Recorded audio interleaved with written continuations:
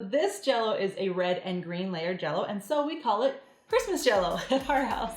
But it's not just for Christmas. We of course have it at our Christmas table. We also have it at Thanksgiving, and I have it every year for my birthday. This is one of those requests that I made for my mom all the time, and now I make it for myself. Anyway, it is wonderful with a beautiful shortbread crust, and then the creamy Jello center, and then the Jello layer on top. There's just something about it that I love, and the fact that I get to eat it during the meal and have dessert, win-win. All right, so let's get started. The first thing that we're gonna do is make the crust so that it has time to bake and then cool. So we start with the butter, the flour, and then brown sugar. And then beat it.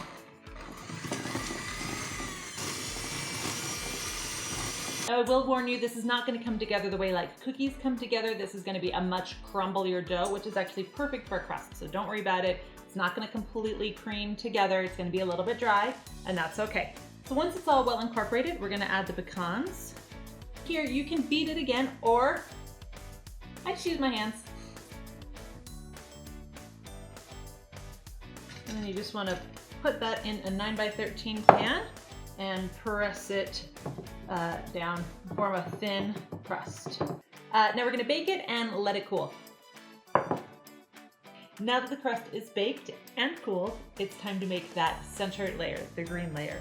So this is kind of like a no-bake cheesecake layer, but using green Jello to flavor it. So the first thing we want to do is dissolve the green Jello. So we're going to do that by boiling a cup of water, and I just use the microwave for this, and add the gelatin to it and then give it a stir. Then we're going to set it aside. It's going to cool down a little bit. We're going to take cream cheese and powdered sugar and beat them together.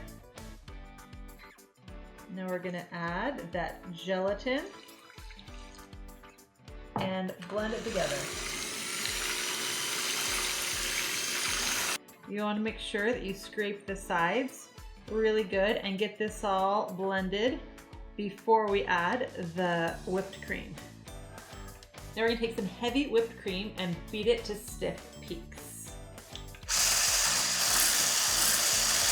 Now originally this recipe called for Cool Whip, but I pretty much sub out any recipe that calls for Cool Whip these days. I'm just not really a fan, and fresh whipped cream just tastes so much better. Anyway, if you're going to substitute fresh whipped cream in place of Cool Whip in most recipes, you need to stabilize it first. And I do have a post on stabilizing that on my website. I've done it before. You need to use some gelatin that you dissolve and then add to it. It's super simple, but because this already has gelatin in this recipe, I'm actually not gonna bother stabilizing this. I'm just gonna add the whipped cream straight to the dessert and it will stabilize itself. All right, just plop it in and start stirring. And then you just want to pour it into the crust. Then we're going to refrigerate it until it's completely firm. Now once that green layer is set, it's time to make our final layer, and this is pretty much just Jello, straight Jello. So we're going to start with some boiling water and then add the strawberry Jello. Now this is my trick. Instead of adding the full 3 cups of hot water and then having to wait until it cools down, I only do 2 cups of the hot water so that the gelatin can completely dissolve, and then I add ice to help cool it down quickly, so cut off some time. Once that's completely dissolved and slightly cooled, we're just gonna pour it right over the Jello. Quick tip, make sure that whatever shelf you put it on in your refrigerator is completely flat. Now mine obviously isn't 100% flat because I have a thicker green corner and a thinner green corner. So I'm gonna look for another shelf that's a little bit flatter this time. And now refrigerate it until it's set. Just like that, it's all done. See the nice little jiggle? It's hard to go wrong. Take a bite out of it.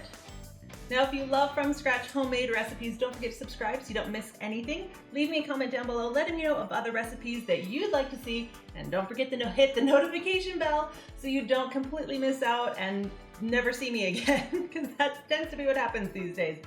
Anyway, this was super easy to make, and now it's done, and I get to enjoy it.